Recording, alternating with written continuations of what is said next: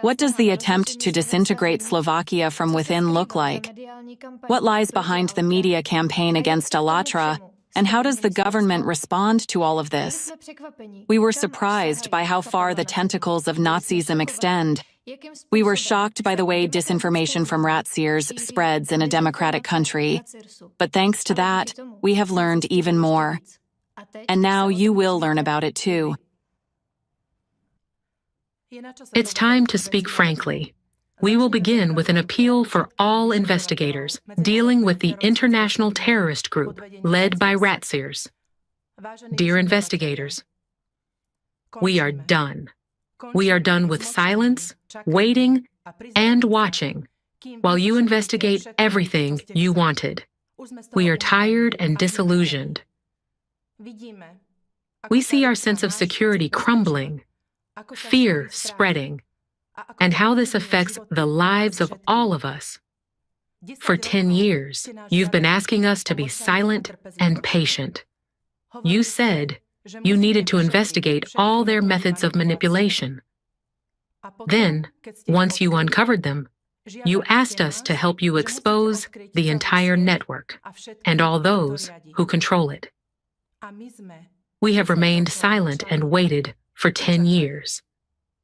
But while you were investigating, we ourselves have learned a great deal and uncovered the entire manipulation and methods used by anti-cultists. You, investigators, may have overlooked an important fact: how Nazism is spreading in our country. We live in Slovakia, and from the mouth of a former ambassador, we hear words about creating a new Slovakia.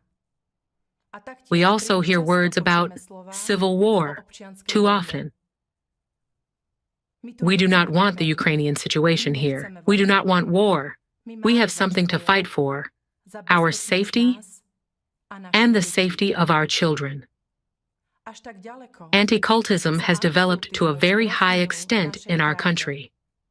That is why we are breaking our silence.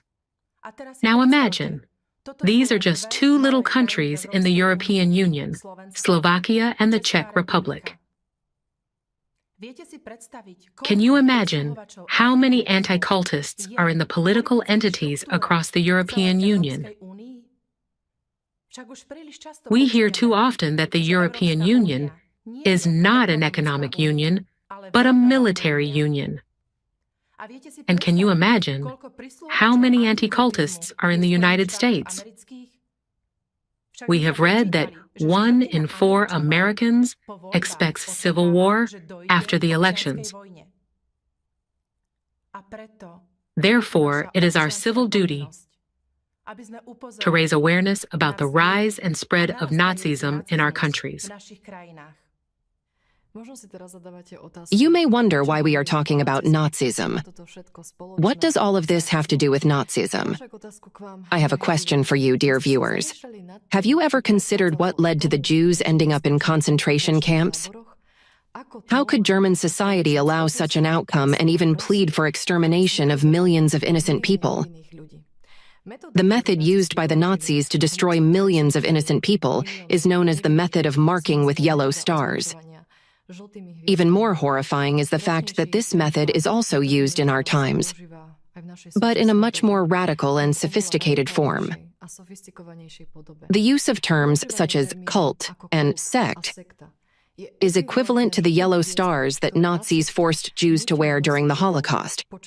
It's a direct manifestation of Nazism that leads to discrimination and can also lead to physical extermination of a targeted group of people.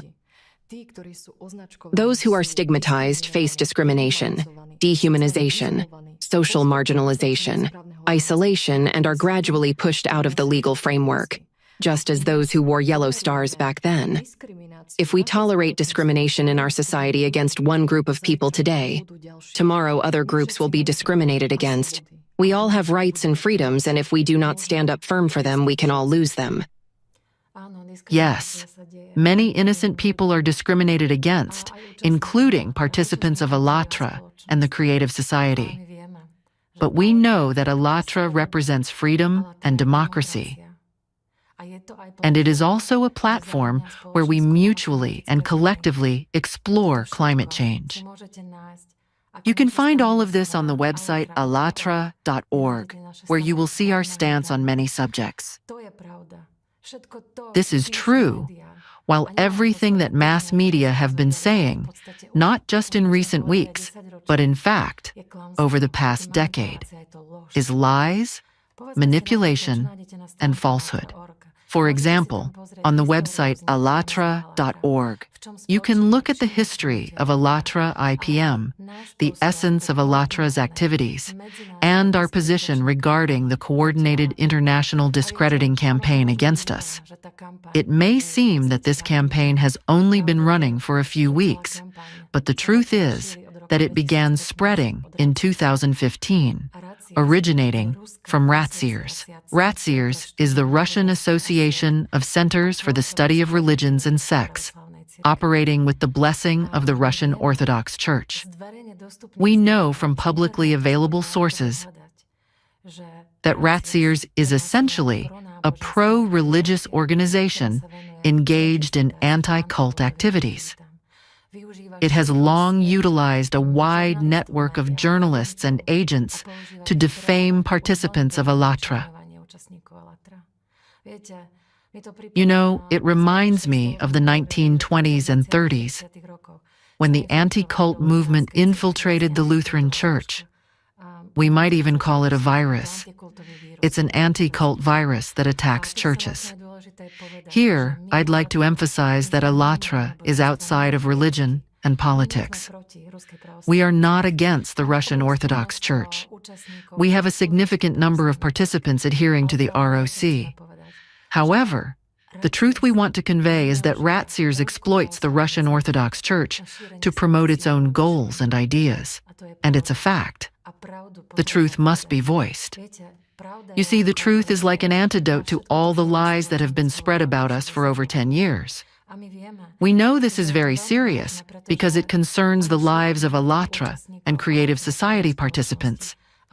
But now, it's about the lives of people all across Slovakia, about the safety of people in Europe, I would say in all democratic countries across the globe, because we know that anti-cultists aim to destroy democracy and establish totalitarianism. We have a duty, if we choose to do so, to stand up for not only our future, but also that of our children. Therefore, we must speak louder than we've been speaking so far. The voice of people has always had power. It's a foundation of democracy, which is often called people's governance. How is it applied? By people speaking up, and democracy is also based on laws. If something is in the law, it should be upheld. It is so. Today, there are numerous laws documenting and confirming that the actions of anti-cultists constitute terrorism and genocide. These laws are further supported by resolutions of the United Nations and the Council of Europe. Why am I saying this?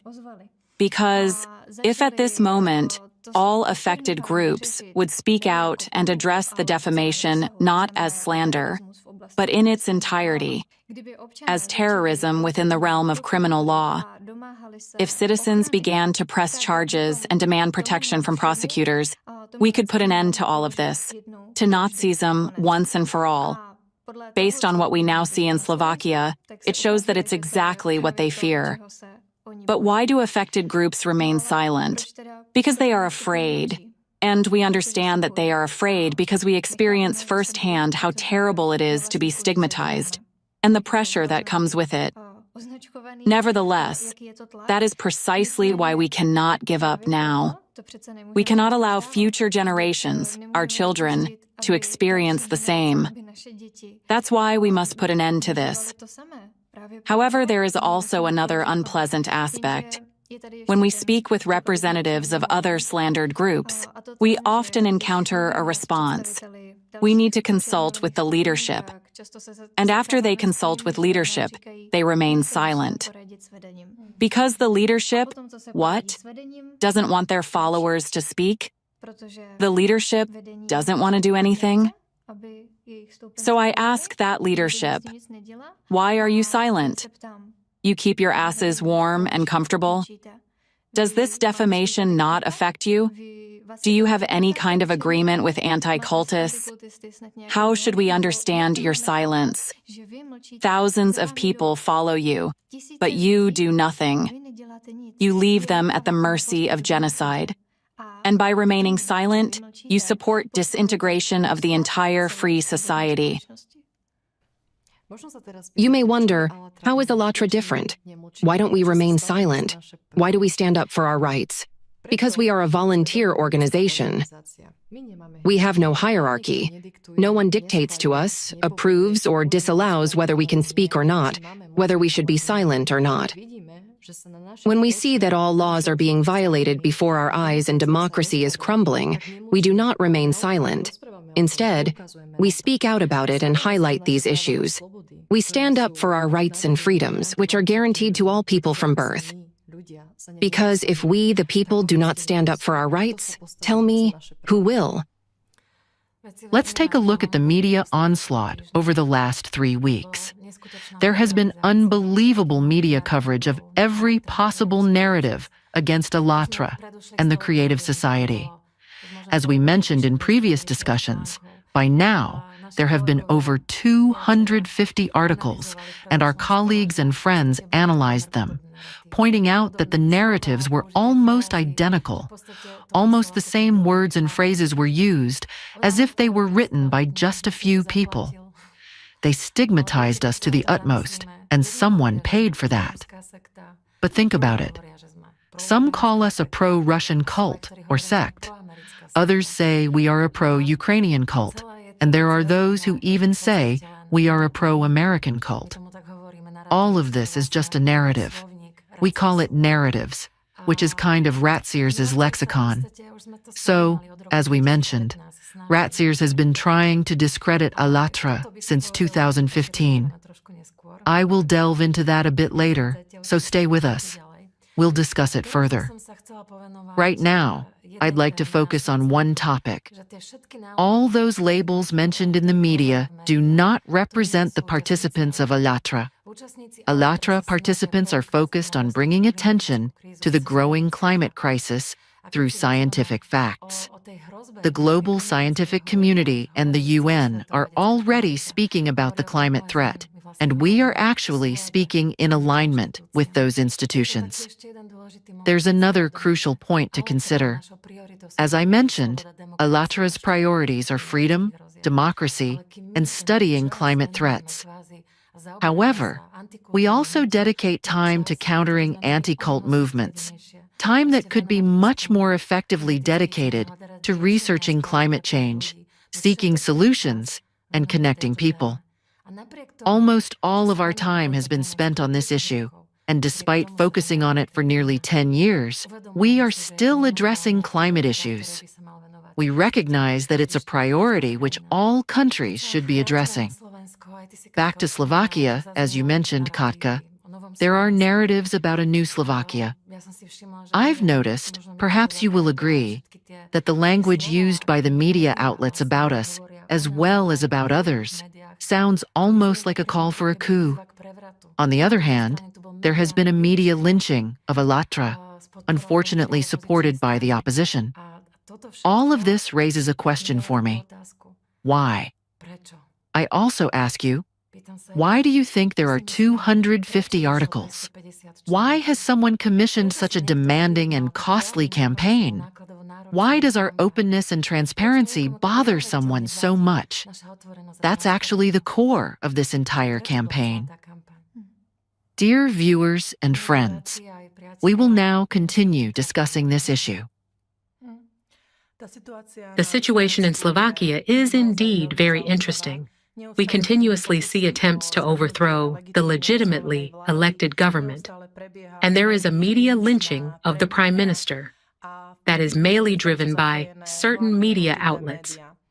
In one show, there was even a comment about how terrible our country is for not being able to shoot a prime minister. or that the country is such as its leader.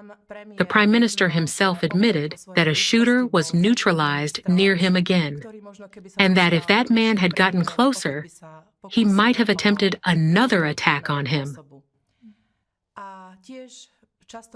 We also frequently see efforts to reclassify the terrorist attack as the act of an old man who simply went mad.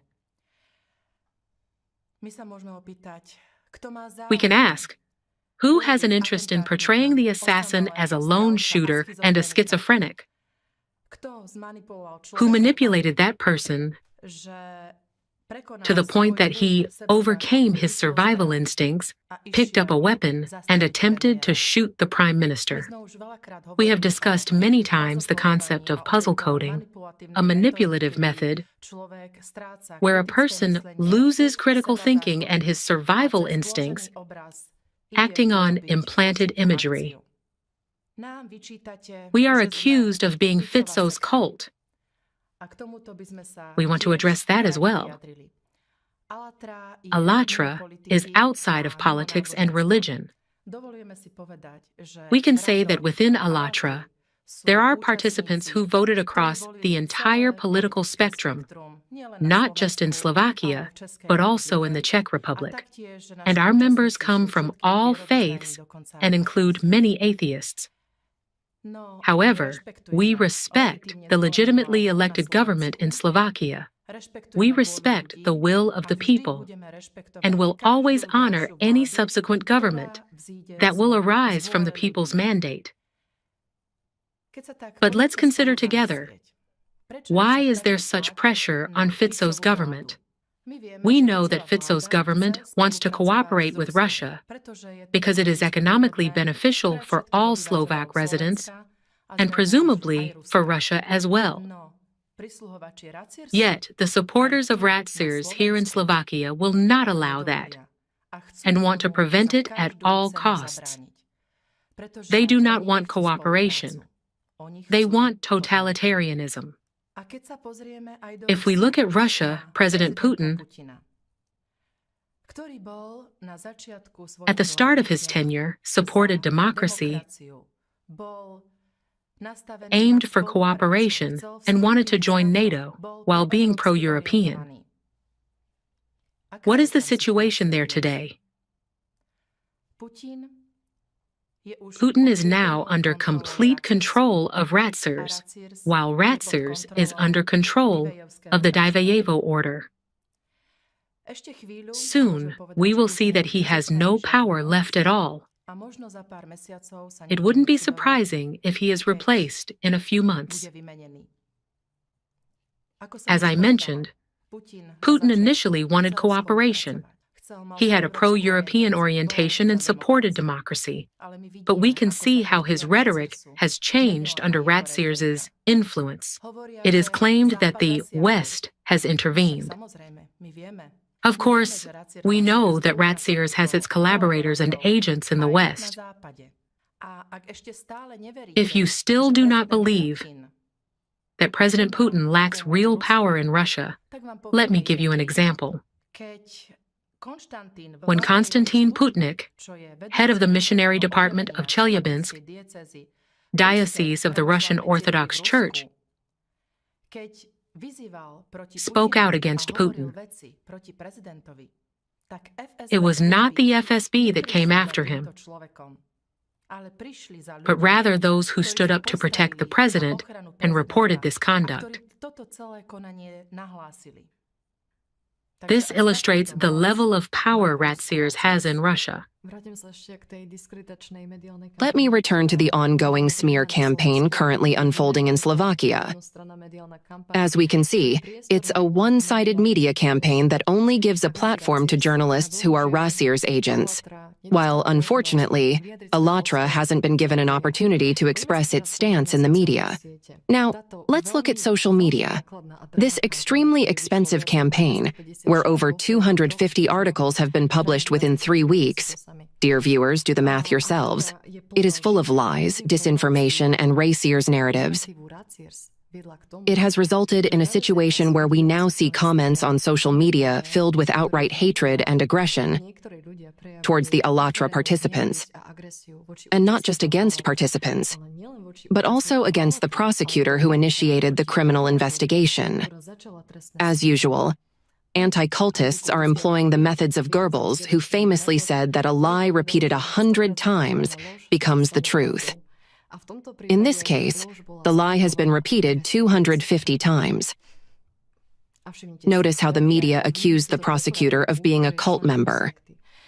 They constructed a very negative, extreme image of a cult member working in the prosecutor's office, even though the prosecutor was dutifully performing her work and protecting citizens' freedoms and rights. Yet, what do we see on social media? Comments accusing, insulting, and defaming the prosecutor. The peak of it all was a comment posted by Nazi and RACIRS supporters on social media. It stated that the prosecutor is sick, and her illness should be treated with a bullet. Do we realize what this means psychologically? The person who wrote this comment has a dominant negative image embedded in their mind, shaped by the media articles and RACIRS narratives. Whoever implanted this image knew exactly what kind of thoughts would ultimately arise in a person with an unstable psyche. These thoughts led this person to write that comment. It's a direct threat to the life of an individual and a legal system worker in Slovakia, as well as direct incitement for others to commit a crime upon reading the comment. These are the manipulative tools and techniques RACIRS employs through mass media. We ask psychologists, is this really acceptable? Is it normal to use manipulative methods and technologies in a democratic society? Another piece of evidence, and at the same time, a red flag that their manipulative influence works, is that we frequently encounter comments aimed against the prosecutor, as well as against other people involved. For example, when I browse through social media, I often come across comments like, "I'll wait for you and break your face," "I wish you would die," "I would buy you a rope," and similar messages. What's frightening to me is that these words are often written by men to women.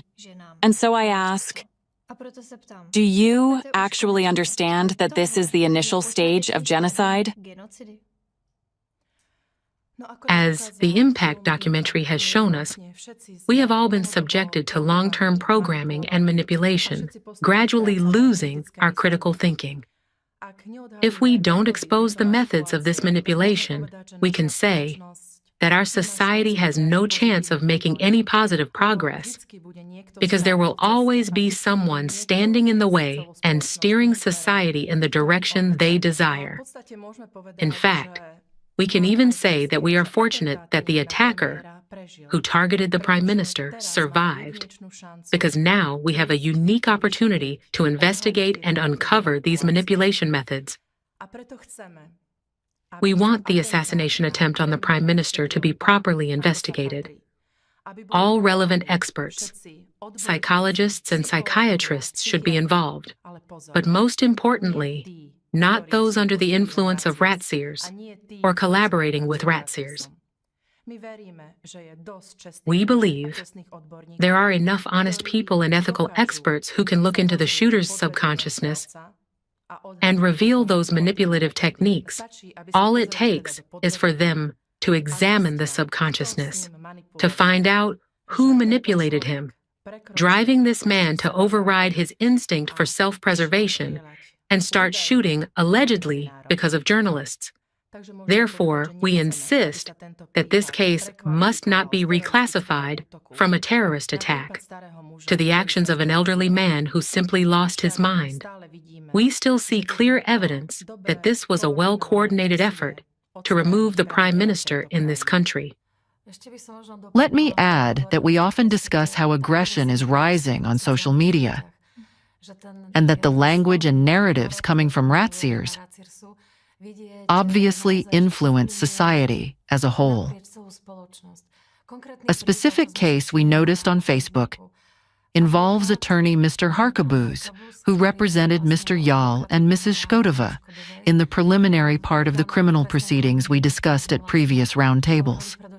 His recent reaction illustrates how RACIRS' manipulation comes into play. Notice that Mr. Harkabuz expressed his stance on the entire criminal case in a comment on his Facebook page, stating that it's absurd and that we should go to civil court.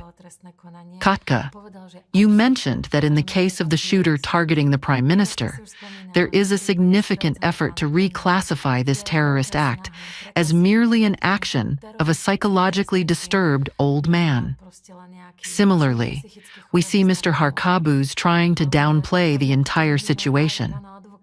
What struck me, for example, is that he explicitly stated on Facebook that, in his opinion, no anti-cult movements exist at all. However, I don't know. We have Wikipedia. All you need is to open it, and there's a vast amount of information available that can be easily researched, showing that anti-cult movements have indeed existed for quite a long time. Perhaps I should clarify for those who don't know who anti-cultists are. Anti-cultists are involved in spreading disinformation from RACIRS. They are people who essentially seek to build a modern form of Nazism and the Fourth Reich. They are individuals who suppress human rights and freedoms. These are the anti-cultists. We can clearly see how these individuals have spread their influence and infiltrated our society throughout Slovakia. I mentioned earlier, and now I will name her specifically, that Mrs. Magda Vašáriová stated,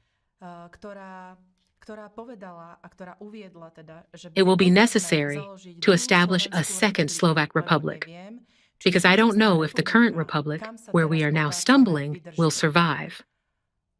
Magda Vašáriová, a former ambassador, is currently given significant airtime in the media. We can interpret her statement as something that contributes to and increases polarization and destabilizes Slovak society.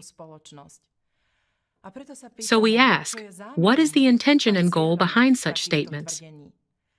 What is the purpose of claims that we need a civil war, that people should be called to the streets, or even that we need to create a new Slovak Republic? Who wants war?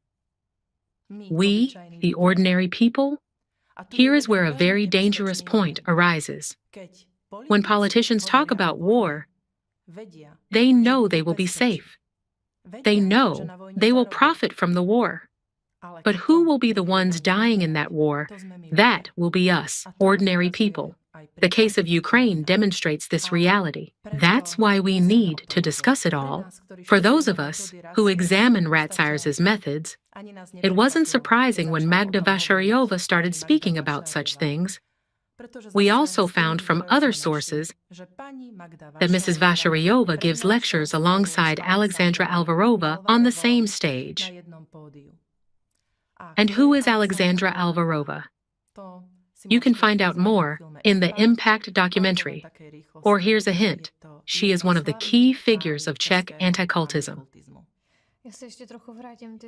I want to go back a little bit. You've mentioned the new Slovakia, the alleged need to create a new Slovakia according to representatives of anti-cultism. Well, let's recall what was going on under Nazism and what Hitler advocated. The need to create a new Germany, the Third Reich, and now what? Should a Fourth Reich be built? The time of the German takeover was characterized by major changes introduced in all spheres of society, in politics, in culture, in the economy, all with the aim of creating conditions for a totalitarian regime. And part of the entire regime was certainly persecution of unwanted groups, including various religious groups, Jews, homosexuals, Roma, and many other objectionable communities. We already spoke many times about the Apologetic Center, which basically gave rise to Nazism as such, and the center maintained a blacklist of 500 groups. Doesn't that remind us of anything? Isn't that exactly what is happening now? Persecution of various groups, phrases about the need to create a new Slovakia, and upheavals in politics. Now, going back to Slovakia, let me provide some historical context. Earlier this year, we came across a seemingly innocuous flyer on the website ozintegra.sk.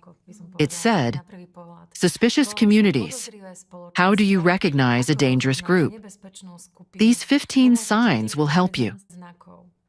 The author of this post was Ms. Ivana Škodová. What shocked us was that this page, or rather this flyer, had a tag which included ALLATRA, the Creative Society, and tags for several other groups and communities. This raises a question. If such a tag is added to what can be described as a sensitive or even destructive topic, since we are talking about allegedly suspicious communities, this surely requires research and some evidence to justify the tag's placement. I find it unlikely that a well-established expert who has worked in this field for decades would place such a tag without carrying out a thorough research. What's more interesting is that later on the same website, in the section about cults, there appeared an interview with Mr. Yall, who expressed very harsh and defamatory opinions about the volunteers of ALLATRA and the Creative Society in an extremely derogatory manner. This makes me wonder, did Ms. Škodová really study the Creative Society and ALLATRA, or didn't she?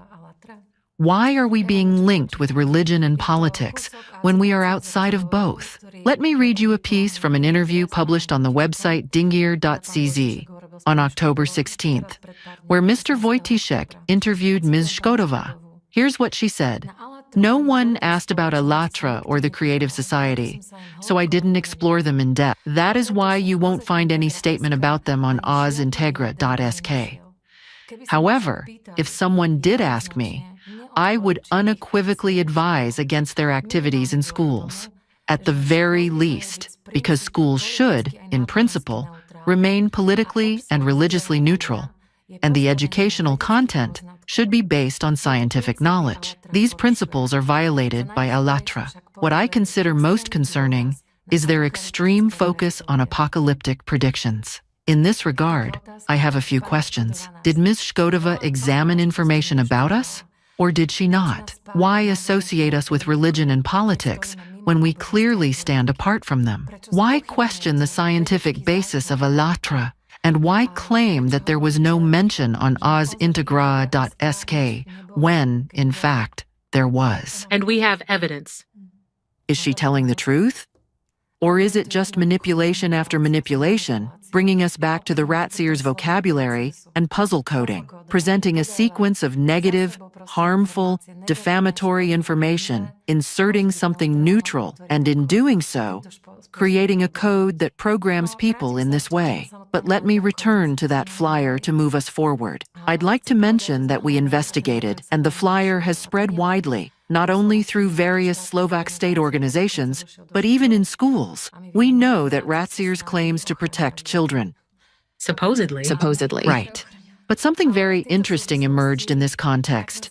One name started surfacing frequently, and that name is Lucia Grešková. Exactly. Ms. Lucia Grešková works in the Department for Church Affairs at the Ministry of Culture and focuses on unregistered religious movements and religious extremism. She collaborates closely with Michaela Moravčíková, who heads the Institute for Legal Issues of Religious Freedom at Trnava University. Ms. Moravčíková refers to the works of Czech religious scholars Zdeněk Wojciech, as well as Alexander Dvorkin, a Russian religious scholar and head of RACIRS, whose book she even translated into Slovak. Both of these women were part of the Institute for State and Church Relations, established in 1997 and dissolved in 2011. They both held leadership roles for over a decade.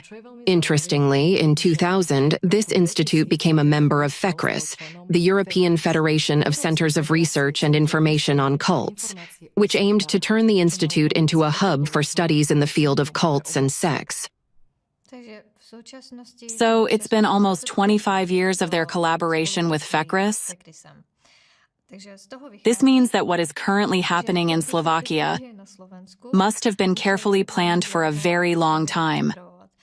We often wonder where the disinformation from RACIRS arises from in the media, but we know that RACIRS and FECRIS are connected.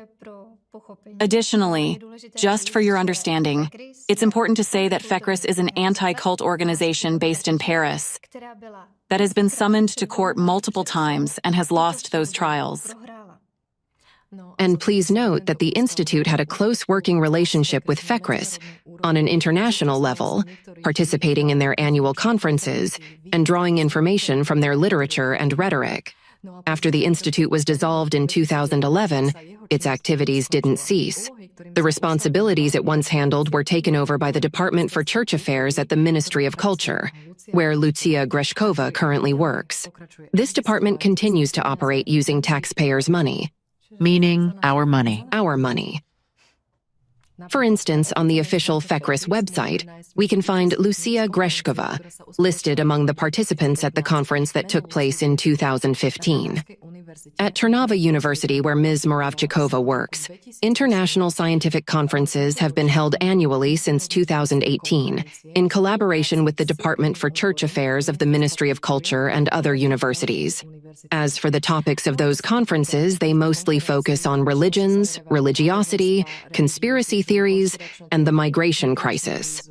Zdeněk Wojtyszek has been invited there multiple times as a guest and was a member of the Scientific Council for this conference. They arrange those conferences very eagerly and frequently. But for a democratic society, such events are quite a disaster because they involve politicians, various government officials, police officers, and the general public. And after each of such conferences, a certain manual is created, which ultimately aims to provide specific instructions on how to undermine democracy from within, detailing specific steps to destroy democracy. They do this by stigmatizing and dividing people, inciting hatred, and so on. Exactly. Now let's move on to another interesting topic. As Renka has already hinted, in 2022, the Department for Church Affairs of the Ministry of Culture prepared a project that warns about dangerous and manipulative religious groups. This project was developed in collaboration with the National Coordinating Center for Addressing Violence Against Children. They created a flyer titled, "Warning Suspicious Communities," aimed at helping identify the dangerous behaviors of those groups and finding the signs of their harmful actions. Naturally, this flyer was distributed across educational institutions, including elementary schools, high schools, church schools, and various community centers. Anyway, Mr. Wojtyszek also commented on this flyer, praising its availability, but pointing out that the list of groups in the flyer is too small. I'd like to remind you that thanks to this flyer, we actually found Ms. Greshkova on the OZ Integrai website. Now let's look at the screen. It is very interesting that after the media lynching of ALLATRA, which lasted a few days, and due to the interrogation specifically of Ms. Shkodova by the prosecutor, for a strange reason, the tags ALLATRA and Creative Society disappeared from that flyer. Even tags of other communities vanished, and even the interview with Mr. Yal in the cults section disappeared. Tool. This is how materials disappear. What is Ms. Shkodova afraid of? What is she afraid of? What is she afraid of? In January of this year, 2024, a methodological manual was also introduced following the aforesaid flyer. It is titled, "How to Recognize a Safe Community in Online and Offline Space." The manual was compiled by a group of authors, including Lucia Greshkova and Ivana Shkodova. Regarding the content of this manual, it claims to have very commendable goals, such as developing critical thinking, declaring worldview tolerance, and protecting children and teenagers. In particular, protecting children. However, on the other hand, it determines which communities are safe and which are dangerous. This is a hidden manipulation, as they are now going to tell children and adolescents which communities are safe and which are dangerous. What they are supposed to think. What are they supposed to think about these communities, and how should they behave toward them? This whole manual is very confusing and is based on double standards. And it shows which communities are safe and which are supposedly dangerous. So, once again, the Apologetic Center that gave rise to Nazism had a list of 500 undesirable or dangerous groups. Mr. Wojtyszek boasts that he has a list of around 200 dangerous groups. On the RACIRS website and on the website of the Apologetic Center, which is under RACIRS, there is also a list of undesirable or dangerous groups, and there are hundreds of them there. So here we see what? Are Dworkin's colleagues now imposing such lists onto children in schools? And this is already happening here in Slovakia. In Slovakia, why not raise a new generation of Nazis? And just note that about a month ago, on September 26th and 27th, this manual was presented for the first time in eastern Slovakia. Now they plan to present this manual regionally and subsequently address the issue throughout the country. And they have the impudence to spread it as inspirational literature and distribute it at universities. At some universities, they even distribute it as mandatory literature. Yes. And during lectures where it is mentioned, they already commonly use terms like cult and sect. Where does that lead us? We've talked about this at many previous roundtables, that so-called anti-cult armies are being formed among young people. Again, we see that such manuals are being provided to which departments and which students. Psychology students, philosophy students, law students, future teachers, and so on. But these are the very people who ultimately uphold democracy. They are the ones who will determine the future course of society and educate the next generations. Yes, exactly. There is one more noteworthy thing. On the official websites of the Ministry of Interior and the Ministry of Culture, we can find this manual. I'm really curious whether the ministers who head those ministries are even aware of the existence of this manual and its content. And who approved it? That's what we should be asking. Who approved it to be there? Clearly, this manual divides people. Do the ministers agree with that?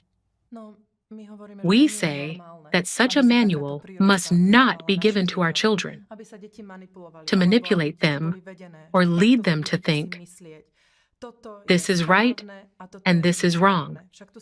This undermines any critical thinking. Now we can imagine that the manual will be presented to children in a classroom, where, for example, one child may be from among Jehovah's Witnesses, another from ALLATRA, and a third from another group. What will happen? Children talk among themselves.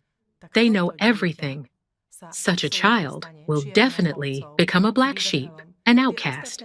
The other children will immediately make it clear that they are superior, while he is inferior. And this is how society gets divided. Aggression will naturally arise because if they label those groups, and the children whose parents are in those groups as dangerous, a person will think, if something is dangerous to me, it's clear that I'll be afraid of it. Meanwhile, fear provokes aggression. So if a child or even an adult is under such a pressure for a long time, they will begin to exhibit aggression. For a child, it also means that he cannot get close to the indicated people, and he cannot even get to know what kind of group those people are, who they are. Are they honest people? Is this person a good friend? No. Anti-cultists simply form standards. Something is okay while something is not okay. This goes against any principles of our Constitution, against freedom of speech, and against freedom of belief. This doesn't seem like signs of democracy to me at all. It absolutely resembles the features of totalitarianism. When we look at the language, the methodology, and the narratives of RACIRS, they say, we want to protect the weakest, namely children, families, and single mothers. They allegedly do everything to increase their safety, take all relevant steps, publish flyers and manuals for the protection of children. That's the language. But as we discussed at numerous roundtables, all the events taking place under the influence of RACIRS' manipulation evidence that the reality totally differs from the words and goals they declare. It's like mold in a golden box. Their activities differ dramatically from the goals they announce. We have already presented a large amount of information to determine who Lucia Greshkova really is and whose interests she represents. From a reliable source, we learned that Lucia Greshkova filed a request with the prosecutor's office to revoke the registration of Jehovah's Witnesses in Slovakia. Wait, this is very serious information. What would it mean to revoke the registration of Jehovah's Witnesses who have had their basic rights and freedoms secured on our territory for many years and have been able to carry out their missionary activities? They have been under protection. If they are no longer protected, it could lead to even greater discrimination. Persecution might occur, and what's then? Would it result in genocide, just as it is happening in Russia? And what is also important to mention, just imagine, if this government were to revoke the registration of Jehovah's Witnesses, what would happen? Trust in the government would be absolutely undermined, not only for Jehovah's Witnesses, but for other groups as well, as it would indicate that the government fails to protect people's rights and freedoms, including religious freedoms. After all, many Jehovah's Witnesses might be voters for this government. It would be a slap in the face to them. I actually wonder, does this request come from Ms. Greshkova, who is an employee of the Ministry of Culture? Does the minister know what is happening in her ministry? Does the minister realize that an internal decay is occurring, that groups are being divided into more chosen and less chosen, into superior and inferior? This is the very foundation of Nazism, where one group elevates itself while another is belittled. And there's also a human aspect to this, I would say. How many Jehovah's Witnesses are there in Slovakia? I think it's around 20,000. And that's not just 20,000 people, that's 20,000 families. Now, if we calculate that each family has about 4 people, and this topic also affects grandparents, siblings, let's multiply that by 8. So that's 160,000 people in Slovakia who could be stigmatized, persecuted, and discriminated against. Just think of how many children will be stigmatized if RACIRS claims to care about the safety and protection of children. As if. Don't they really care that children would be endangered and persecuted in this way? I really want to emphasize 160,000 citizens, fully fledged citizens just like everyone else. After all, they are people, first and foremost. And, it doesn't stop at 160,000 because similar efforts are happening now in the Czech Republic, where an activist, Y'all, is calling on social media for people to sign a petition to deregister the Jehovah's Witnesses. We also know that they have already been banned in Norway. They have been banned in Russia, and it went even further there. They can even be imprisoned there. They are really being persecuted there. Children are taken away from them. Yes, their children are taken away. In the Impact film, we saw them being attacked in the streets, sometimes even killed, and their homes being set on fire. And who caused this? RACIRS. And here, we keep saying that what's happening in our democratic countries is under the RACIRS influence. Is this what we want here? Seriously? Let's go over some more examples. Archpriest Novo Pashin, who is the vice chairman of RACIRS, stated in an interview, "Ukraine has long been like ISIS, which is banned here. Not in form, but in essence. Today, this terrorist government has adopted everything from ISIS associated with destruction and killing. Let me remind you that RACIRS labeled all of Ukraine as a cult. And now, Look at Ukraine today. The war has begun there. Mr. Novopashin labeled Ukraine in this way. Yes, Novopashin. We talked about the comparison to ISIS, so now I'll read a recent post regarding ALLATRA. I will read it in Slovak, so forgive me for my accent. The hardcore members of this cult are no less fanatical than suicide bombers like those from ISIS. They believe that only they are the chosen ones, and anyone who doesn't believe is a potential enemy, who ultimately must be eliminated. From there, it is not just a step to suicide bomb vests. It's barely half a centimeter away.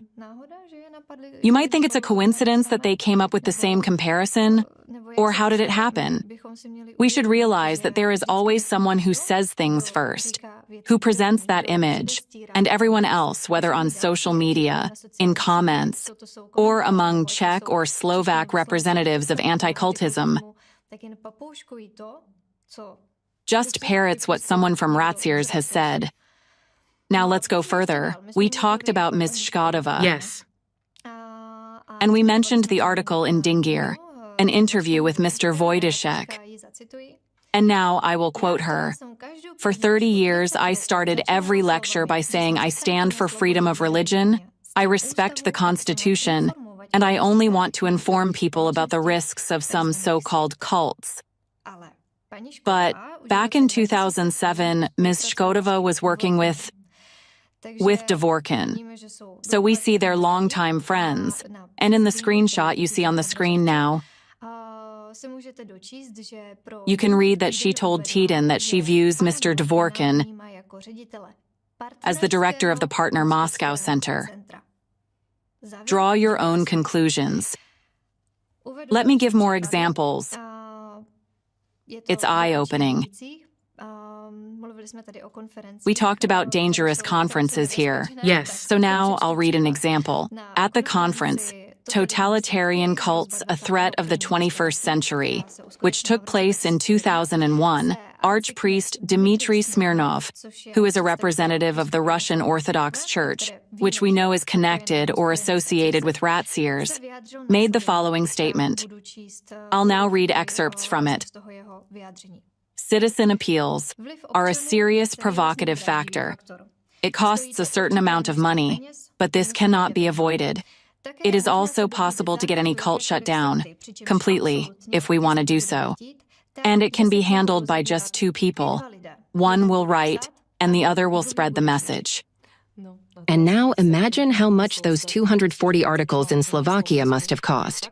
And the fact is that only a few people wrote them, while the others just copied them without any investigation. I continue reading from Smirnov's statement. The same applies to work in government agencies. Sometimes a minimum number of activists is enough to organize events on a national scale. All it takes is finding these activists and getting them to act as a small team. That's why they organize conferences, train politicians and the police, because they are searching for and recruiting their activists.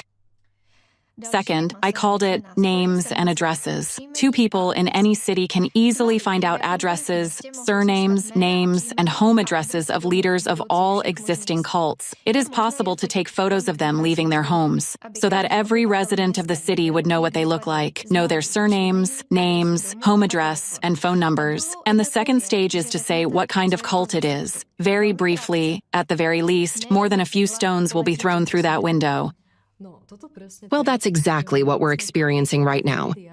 Because our photos, names, surnames, and addresses of our companies are being shown in the media. The logos of our companies. Logos of our companies. They are creating the target and deliberately generating hatred in society, so they can get rid of this target, this so-called cult. And then the bricks start flying. Another tool. You can regularly, under the guise of advertising, show a list of totalitarian sects in the cheapest newspapers or on TV, displaying the leaders and their addresses, so the public can recognize them. No need to call it a totalitarian sect. You can come up with something like a destructive cult, Yes, we have an apocalyptic cult, a destructive sect, a totalitarian cult. We have a hybrid threat. We have a wide selection. Yes, and these terms are completely unfounded, without facts. After all, Smirnov said they can make them up. And the last part of the quote, "It is necessary for every politician to understand that if their program does not include the words, 'fight against totalitarian sects,' they won't pass. We hired them, you see. They are our servants." What outraged the politicians of Progressive Slovakia Party so much that they felt the need to hold a press conference? Well, let's take a look at that. They accuse us of being pro-Russian. Yet, according to the information provided, they are promoting Russian narratives themselves, but not Russian as a country. Rather, they come from RACIRS, which settled in Russia, and unfortunately, Russia is the first country they destroyed. And we have already talked about and uncovered the network of RACIRS and their accomplices. But we know very well that RACIRS wouldn't have such power in Slovakia or anywhere in the world if it weren't for the bribed media and bribed journalists who spread this whole propaganda. 3 people write an article and 4 others copy it, exactly just like those articles in Slovakia might have been written by 3 or 4 people, and the others just spread them. We searched and found a very interesting precedent where Julius Streicher was convicted. To briefly explain, many don't know. I myself didn't know who Julius Streicher was.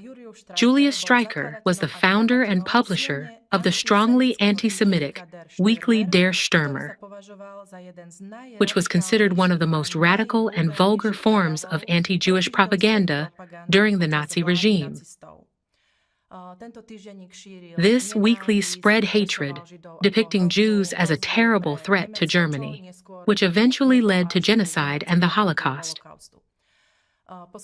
After World War II, Julius Streicher was brought before the Nuremberg trials, and although he defended himself by saying that he never killed anyone and never ordered any murders, he was still convicted. This means he was sentenced for spreading hatred through his media and manipulating the German public, which led to the genocide not only of the Jews, but also of other groups. So this entire process showed that propagandists, ideologues, and those who spread this Nazi propaganda can be convicted of crimes against humanity. When you were speaking just now, it occurred to me that for people who may have heard about puzzle coding, this is a classic example of a coder. It's a journalist who pushes these codes through the power of words. When we were preparing for the round table on puzzle coding, it was clearly visible how it's done. A barrage of negative, slanderous, and defaming words is used. Then something neutral is inserted, which disables critical thinking in people. And these sequences are simply repeated on and on. This completely shuts down critical thinking. And when we studied this, I don't know if you've thought about it too, but I definitely have, wondering how many years and decades we've been zombified this way. We've been stripped of critical thinking, and I asked myself the question, well, how do we get it back? What should we do to get our critical thinking back? We discussed this, and I can share what we came up with. For several months following the Impact documentary, there have been many articles on actfiles.org. Essentially, what we're doing is, we study, analyze, evaluate, compare sources, and discuss. This is the method to return critical thinking. We simply need to dive into it if we want to research something. We can't judge it at first glance. We must gather facts and evidence, analyze them, and that's the space, the opportunity, where we can express our opinions. And I'd like to invite lawyers, psychologists, psychotherapists, psychiatrists, basically everyone. Help us. Dive into these topics, and let's explore together everything that's happening in society. Because, it's 2024, but it was also 1939. Back then, the Germans were at a big crossroads, and now we are at a big crossroads. So how will we make this choice? It's not enough to make a choice from the perspective of manipulation when our critical thinking is turned off. It's necessary that we make this choice from the perspective of truth, and that truth will return when we get our critical thinking back. So, we can't allow these inhumane people to destroy democracy. We can't allow them to establish totalitarianism. We are doing this for the children. We are doing this for the future. Totalitarianism is created through chaos, and a perfect tool for chaos is war. Anti-cultists are leading us toward war. But there's another scenario unfolding, and that's the climate cycle we're already facing. Both scenarios mean the end for us. If there's a war, we'll hardly be able to address the climate. Right now, we have a unique opportunity to put an end to this Nazism once and for all. We have a unique chance to prevent war and preserve democracy, which is essential for scientists from all over the world to unite their efforts in a unified scientific center and begin studying this 12,000-year cycle in order to find a way to protect the entire planet and all humankind from complete destruction. That's what we need to do right now.